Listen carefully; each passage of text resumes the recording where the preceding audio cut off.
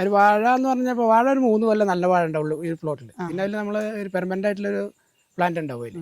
മാവ്, പ്ലാവ്, പിന്നെ റംബൂട്ടാൻ അങ്ങനെയുള്ള മരങ്ങളൊക്കെ ഉണ്ട്.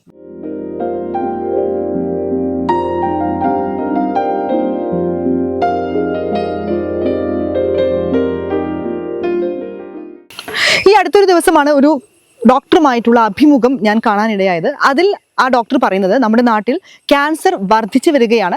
അതിന് പ്രധാന കാരണം ഇതര സംസ്ഥാനങ്ങളിൽ നിന്ന് എത്തുന്ന നമ്മുടെ ഭക്ഷ്യവസ്തുക്കളാണ്. അതെ, നമുക്കെത്തുന്ന ഈ പച്ചക്കറികളാവട്ടെ മറ്റ് ഭക്ഷ്യവസ്തുക്കളാവട്ടെ എല്ലാം തന്നെ വളരെയധികം രാസവസ്തുക്കൾ അല്ലെങ്കിൽ കീടനാശിനികളൊക്കെ ഉപയോഗിച്ച് വിളയിച്ചെടുക്കുന്നതാണ്. അപ്പോൾ ആ ഭക്ഷണം നമ്മൾ കഴിക്കുമ്പോൾ സ്വാഭാവികമായും നമുക്ക് ആരോഗ്യ പ്രശ്നങ്ങൾ ഉണ്ടാകും. ഇത്തരമൊരു സാഹചര്യത്തിലാണ് നമുക്ക് ആവശ്യമായ ഭക്ഷണം നമ്മൾ തന്നെ വളർത്തിയെടുക്കേണ്ട ഒരു സാഹചര്യം ഉണ്ടാകുന്നത്. അതെ, നമുക്ക് ആവശ്യമായ ഭക്ഷ്യവസ്തുക്കൾ നമുക്ക് തന്നെ ഉൽപ്പാദിപ്പിക്കാൻ കഴിയണം. ഇതിൻ്റെ ഒരു ആവശ്യകത മനസ്സിലാക്കിക്കൊണ്ടാണ് വരവൂരിലെ കർഷക കൂട്ടായ്മകൾ ഇപ്പോൾ സജീവമായി കൃഷിയിലേക്ക് ഇറങ്ങുന്നത്. നമ്മുടെ അടിസ്ഥാന ആവശ്യം അത് ഭക്ഷണം തന്നെയാണെന്നും അത് വിഷരഹിതമായ ഭക്ഷണമാവണം എന്നുമുള്ള ഒരു ദീർഘവീക്ഷണത്തിന്റെ ഭാഗമായി ഇവിടെ വരവൂരിൽ 3 കർഷക സുഹൃത്തുക്കൾ ചേർന്ന് ഒരു 13 ഏക്കറോളം വരുന്ന സ്ഥലം മനോഹരമായ ഒരു കാർഷിക ഇടമാക്കി മാറ്റിയിരിക്കുകയാണ്.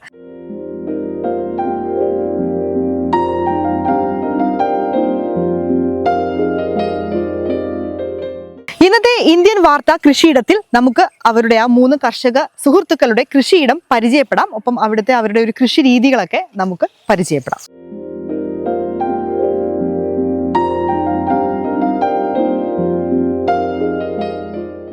വരവൂർ ഉപഭോക്തൃ കർഷക ഏകോപന സമിതി 3 കർഷക സുഹൃത്തുക്കൾ ചേർന്നാണ് ഈ ഒരു കൃഷി ഇവിടെ വിപുലമായി നടത്തി വരുന്നത്. നമുക്ക് അവരെ പരിചയപ്പെടാം. ശ്രീ ശങ്കരൻ, അദ്ദേഹമാണ് ഇതിന് ചുക്കാൻ പിടിക്കുന്നത്. ഒപ്പം സേതുമാധവൻ, ഇനി നന്ദു എന്ന് പറഞ്ഞ ഒരു നന്ദകുമാർ എന്ന് പറഞ്ഞ ഒരു ആളുകൂടിയുണ്ട് ഈ ഒരു സംഘത്തിൽ. ചേട്ടാ, നമ്മളിപ്പോ ഇവിടെ മെയിൻ ആയിട്ട് വാഴയാണ് കൃഷി ചെയ്യുന്നത് അല്ലേ? നമ്മുടെ ഓണ വിപണി ലക്ഷ്യമിട്ടുള്ള വാഴ കൃഷി. ഏതൊക്കെ തരം വാഴകളാണ് ഉള്ളത്, അതിനെ കുറിച്ചൊന്ന് പറയോ? ഇതില് നേന്ത്രവാഴ 3 ടൈപ്പാണ്. ഒന്ന് നെടുനേന്ത്രൻ, ആറ്റുനേന്ത്രൻ, ചങ്ങാലിക്കോടൻ. ഈ 3 വാഴ, പിന്നെ റോബസ്റ്റ, അങ്ങനെ 4 തരം വാഴയാണ് വീട്ടിലുള്ളത്. പിന്നെ പിന്നെ പയറുണ്ടായിരുന്നു, കയ്പുണ്ടായിരുന്നു, അതൊക്കെ ഇപ്പൊ കഴിഞ്ഞു. നെക്സ്റ്റ് ഇപ്പൊ തുടങ്ങും. കൊള്ളി ഉണ്ടായിരുന്നു, ഇപ്പൊ പൂ കൃഷി തുടങ്ങിയിട്ടുണ്ട്, പുൽകൃഷി ഉണ്ട്. 2 പേർക്കും ഫാം ഉണ്ട്. നന്ദകുമാറിനും സേതുമാധവനും ഫാം ഉണ്ട്. 10 പശുക്കൾ വെച്ചിട്ടുള്ള ഒരു ഫാം ഉണ്ട്. അപ്പൊ അതിലേക്കുള്ള പുല്ല് ഇവിടുന്ന് കൊണ്ടുപോകും. അവരെ വളം മറ്റെല്ലാം മൂത്തിട്ട് എല്ലാം കൂടി ഇവിടെ കൊടുത്തിട്ട് നമ്മൾ കൃഷിക്ക് ഉപയോഗിക്കും. അതാണ് നമ്മുടെ ഒരു ലാഭം. ജൈവ 90% ജൈവമാണ്. 100% എന്ന് പറയാൻ പറ്റില്ല. എന്താ വെച്ചാൽ ഞങ്ങൾ കുറച്ച് യൂറിയൊക്കെ ആദ്യം ചേർത്തിട്ടുണ്ട്. അപ്പോൾ 100% പറയാൻ പറ്റില്ല. എന്നാലും ഈ കമ്പാരിറ്റീവ്ലി നമുക്ക് പുറത്തുനിന്നൊക്കെ വരുന്ന അത്രയും വിഷമൊന്നും ഉണ്ടാവില്ല. ഇതിലൊട്ടും വിഷം ഉണ്ടാവില്ല. നമ്മൾ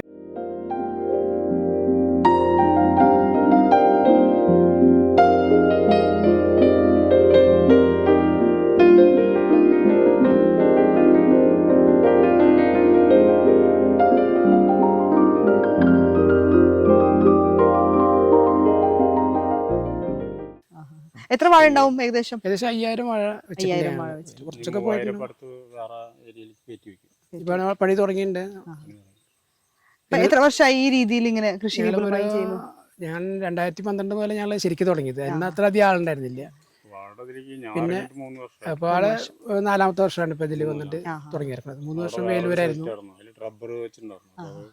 ഓരോ സ്ഥലം ലീസിനെടുത്ത് ഇങ്ങനെ കൃഷി ചെയ്യും അല്ലേ? ഒരു 2-3 വർഷം അവിടെ ചെയ്യും, പിന്നെ മാറ്റി വേറെ സ്ഥലത്ത് ചെയ്യും.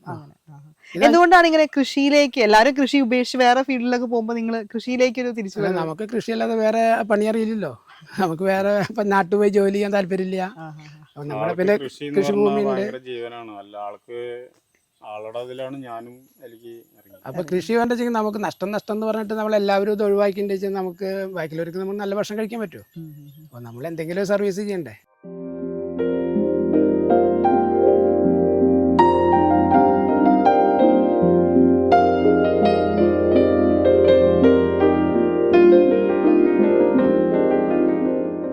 വാഴയുടെ എങ്ങനെയാ സംരക്ഷണ രീതികളൊന്ന് പറയാമോ? എങ്ങനെയാന്ന്? നമ്മളത് ഓഗസ്റ്റ് ഫസ്റ്റിൽ വെച്ച് നമ്മൾ ഇതിന് വളം ചെയ്ത് ഒരു 15 ദിവസം കഴിഞ്ഞിട്ട് നമ്മൾ ഓരപ്പാട്ട കോഴിക്കാട്ടാണ് അതിൽ കോഴിക്കാഷ്ടിട്ടു. എന്നിട്ട് അത് പിന്നെ മണ്ണിറക്കി.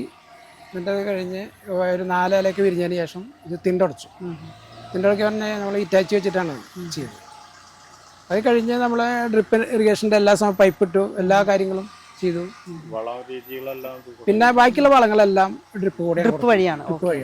ഗോമൂത്രം, സ്ലറി. അധികം മാനുവൽ എഫേർട്ട് ഇല്ല. ഇല്ല, അതേ മാത്രം അതാണ് ഗുണമുള്ളത്. നമുക്കിപ്പോൾ ഇന്ന് വയ്യാച്ചെങ്കിലും നമുക്ക് ഇവിടെ നിന്ന് ഓൺ ചെയ്തിട്ട് കിടന്നുറങ്ങാൻ എന്തെങ്കിലുമൊക്കെ ചെയ്യാം. അങ്ങനെ ഒരു സൗകര്യം ഉണ്ടായിരുന്നു. അതിന് ചിലവും കുറച്ച് കൂടുതലുണ്ട്.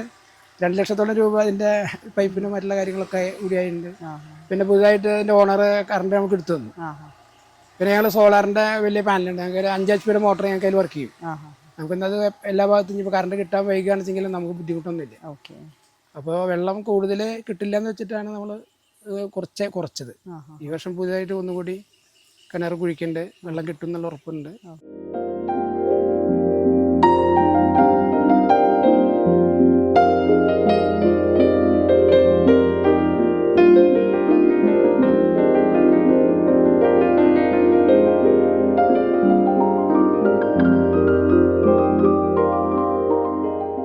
ഈ ഒരു കൂട്ടായ്മയെ കുറിച്ച് പറയും. നമ്മളത് ഈ കൂട്ടായ്മ എന്ന് പറഞ്ഞാൽ ഞങ്ങൾ 2012 സീറോ ബജറ്റ് നാച്ചുറൽ ഫാമിംഗ് എന്ന് പറഞ്ഞൊരു പരിപാടി ഞങ്ങൾ ചെയ്തു. കൂടെ ഒരു 3 ഏക്കർ സ്ഥലം ചെയ്തു. അതിന് ഞങ്ങൾ 11 പേരുണ്ടായിരുന്നു. പല ഭാഗത്തുനിന്ന്, തൃശ്ശൂർ ജില്ലയുടെ പല ഭാഗത്തുണ്ടായിരുന്നു. അത് ഞങ്ങൾക്ക് വളരെയധികം വിജയമായിരുന്നു. നമ്മളെങ്ങനെയാണ് പിന്നെ എല്ലാവരും പറഞ്ഞ രാസവളം ഇട്ടാലാണ് ഇത്രയും വലിയ കൊല കായകളൊക്കെ ഉണ്ടാവുള്ളൂ എന്ന് പറഞ്ഞു. ഞങ്ങളത് 20 കിലോ ഒരു കപ്പയ്ക്ക് കട ഉണ്ടാവും എന്നുള്ളതും 30 കിലോ ഒരു വാഴയ്ക്ക് കൊല ഉണ്ടാവും എന്നുള്ളതും ഞങ്ങൾ ആൾക്കാർക്ക് തെളിയിച്ചു കൊടുത്തു.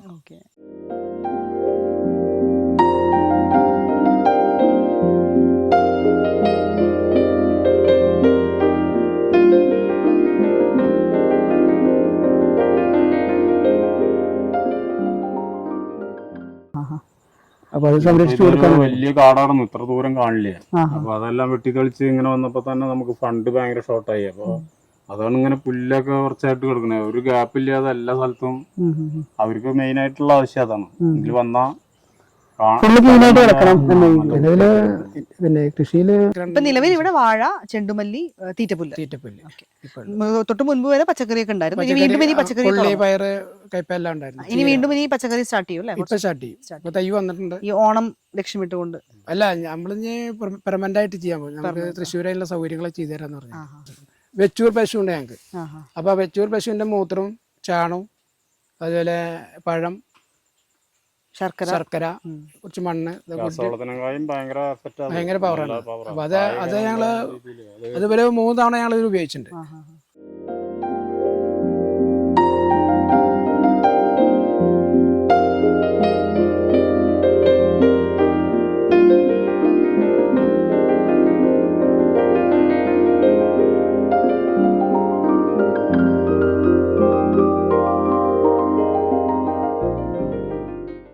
കാറ്റിൽ വാഴകൾ നശിച്ചു പോകാറുണ്ട്, മഴയിൽ വെള്ളം കയറി നശിക്കാറുണ്ട്, ഒപ്പം വന്യമൃഗങ്ങളുടെ ശല്യം. ഇത്തരത്തിൽ പ്രകൃതിയോടും വന്യജീവികളോടും ഒക്കെ പടവെട്ടിയാണ് ഇവർ ഈ ഒരു കൃഷിയിടവുമായി പൊരുതി മുന്നോട്ട് പോകുന്നത്. കൃഷി എന്നത് ഇവർക്ക് ഒരു പാഷൻ എന്നതിലുപരി ഒരു സാമൂഹ്യ പ്രതിബദ്ധതയുടെ ഭാഗം കൂടിയാണ്.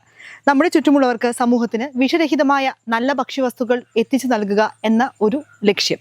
എന്തായാലും ഇതുപോലെ വ്യത്യസ്തമായ മറ്റൊരു കൃഷിയിടവുമായി വീണ്ടും കാണാം. നമസ്കാരം.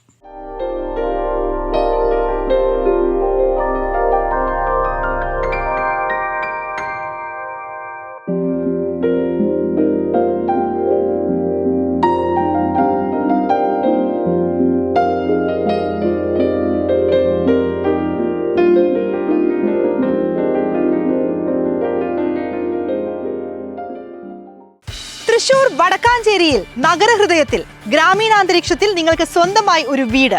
BLM ജനമിത്ര ഗോൾഡൻ വില്ലാസ് ഇനി വടക്കാഞ്ചേരിയിലും. വടക്കാഞ്ചേരി തൃശൂർ ഹൈവേക്ക് സമീപം 10-ാം കല്ല് മംഗലം റൂട്ടിൽ 70 സെന്റ് സ്ഥലത്ത് 12 വില്ലകളാണ് ഒരുങ്ങുന്നത്. ഏതൊരു സാധാരണക്കാരനും താങ്ങാവുന്ന വിലയിൽ ഏറ്റവും മികച്ച നിർമ്മാണ സാമഗ്രികൾ മാത്രം ഉപയോഗിച്ചുകൊണ്ടുള്ള പ്രീമിയം വില്ലകളാണ് BLM ഒരുക്കുന്നത്. ഇനി ലോൺ വേണോ? 80% ലോൺ സൗകര്യവും ലഭ്യമാണ്.